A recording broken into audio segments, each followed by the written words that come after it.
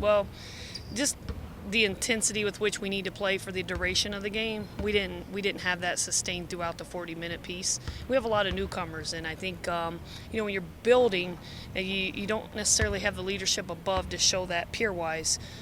They're learning kind of on the fly, and I think that we're seeing some of that.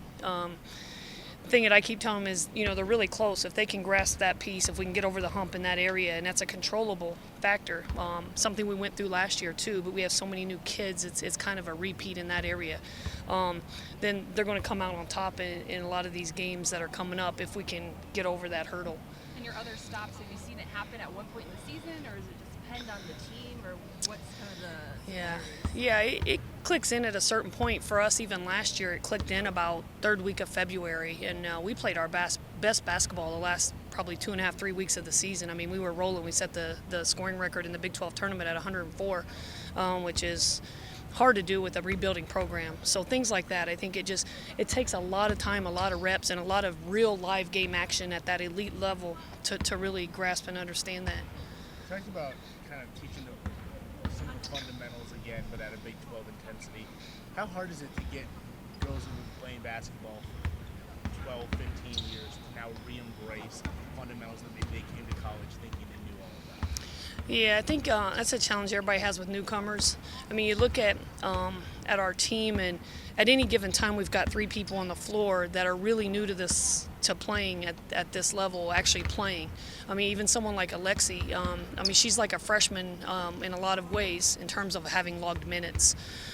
So I think it's just a matter of continual repetition. I mean, there's really no magical answer for it other than to really keep experiencing it and keep getting better at it in game action. Obviously, you can see the kind of challenge that would come with it. How nice is it that maybe you can mold them a little bit to what you want?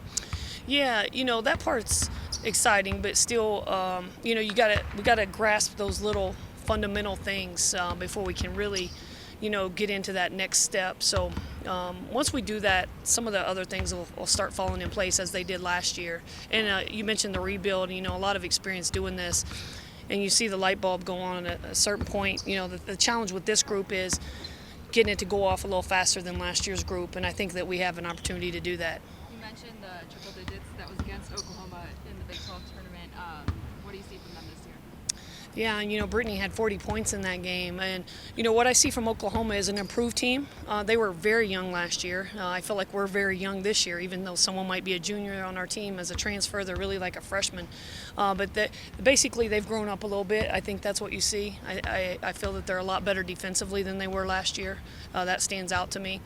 And they just have so many prolific scorers, or people with a potential to score at a high level. So I think that they've definitely just taken a young group and advanced them as is normal, and they're definitely playing at a higher level this year. When you guys have had that type of offensive success against a team, but they're improved on that side of the wall, do you try to attack that same type of area, or do you have to switch it up a little bit because they maybe think, okay, this will be that again?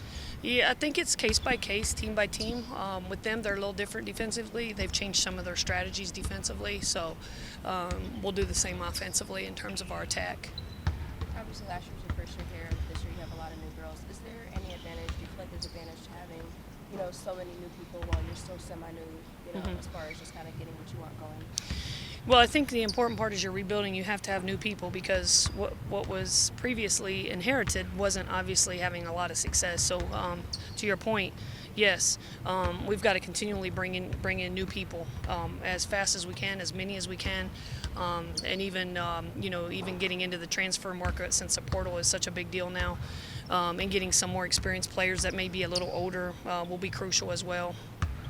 How do you balance getting that much experience into your team that maybe won't be there for maybe a year or two versus building through the youth as well? Kind of finding the right partner. Right. Yeah. Well, I think here's the key with that. When you're rebuilding, talent trumps everything. It's regardless of position, all of that. Talent trumps that. Now, as you get more established, you can get a little bit more nitpicky in terms of, okay, we want a point guard and we want a 4-player, that sort of thing. But when you're rebuilding a program that had only 7 wins a year ago, or a little over a year ago, is you have to just continue increasing your talent level. So we're not too picky about positional recruiting right now. We're very picky about getting someone that is talented enough to come in and contribute immediately. Of course, yeah. We just needed more energy in that game. In order to win that game, we needed to be intense, and we just weren't. And we lacked energy throughout the game.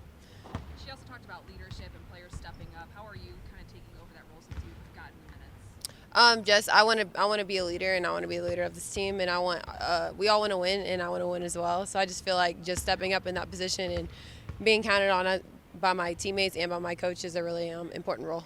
How do you get some of those younger players to kind of feel comfortable enough to have a voice and be a leader too? It starts in practice. You know, if you put in the work, you'll trust your ability. So if you're doing what you need to do, people will follow. You can talk about, you know, you need to be more intense, you need to be more intense, you need to bring energy as much as you want, but how do you physically take steps to make sure that happens? Just, you know, in practice, you have to practice it in order for it to translate into games. So just being vocal and on defense, bringing in intensity every day and just, you know, being consistent. I think that's a huge thing with the team, just being consistent, bringing our energy and our intensity in practice, and then it'll translate to our games. Are you kind of now getting into the groove as we move on week by week, month by month, getting to play these games? What's the biggest thing that maybe you didn't expect when you got back into live gameplay that's going to surprise you? I feel like my coaches have prepared me for just about anything that's thrown at me. So I feel like nothing that has been thrown at us has been like just wow, I can't believe it's been thrown at us. Like everything that we've went through in practice has happened in a game. So I just feel like I don't know, there hasn't been anything that just like stands out. Is there a way that you've kind of grown maybe on the court from even December to now? Yeah, of course. I mean, growth is a process, and I can see a huge leap from my first game coming back to my last game here. So just, you know, being able to consistently bring what I need to bring and learning each day and each practice and each game more and more like what I need to do in order for our team to win. When you watch Oklahoma, what kind of stands out to you? They have amazing scores. They're a good offensive team. They have Taylor, who is the best three-point shooter in the country, and she doesn't really miss, so we just got to be able to cover her. So they're a good offensive team, yeah. You obviously had collegiate minutes before you got here, but you know, what's just I guess the difference in what you've experienced before and now in terms of maybe just play, obviously different conferences, things like that. Well, the Big 12 I feel like is one of the best conferences in the country, so that's really cool to be a part of something like that, and just being in a different role than I was at my last school, having to be counted on and looked at as a leader is a lot different. But actually, I like that role and I like how it feels, and I feel like I'm just having to grow each day to become a better player and a better leader. Yeah, I would just say take every minute seriously, every second seriously. Basketball is just like a game of seconds, and I think we really learned that. What do you see? I know you like to talk about some really good three-point shooters, especially Taylor.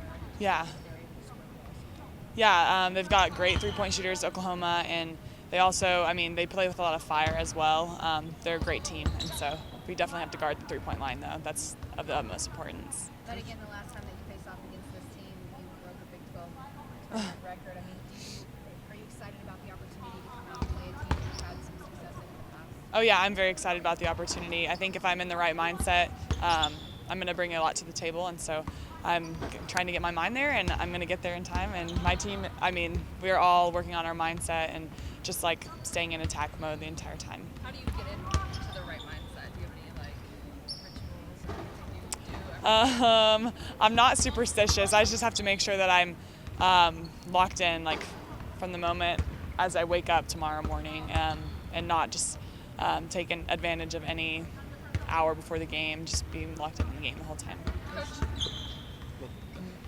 Coach talked about how improved defensively Oklahoma is from the team that you saw the Big 12. This is a team that you had 40 against. How much are you able to rely on moves and weaknesses that you found last year? How much does that take out? Yeah, I think Oklahoma's physicality has gone up a lot, and so that's going to be something that I'm going to have to match. If not, go greater than is my physicality, definitely. Anything else?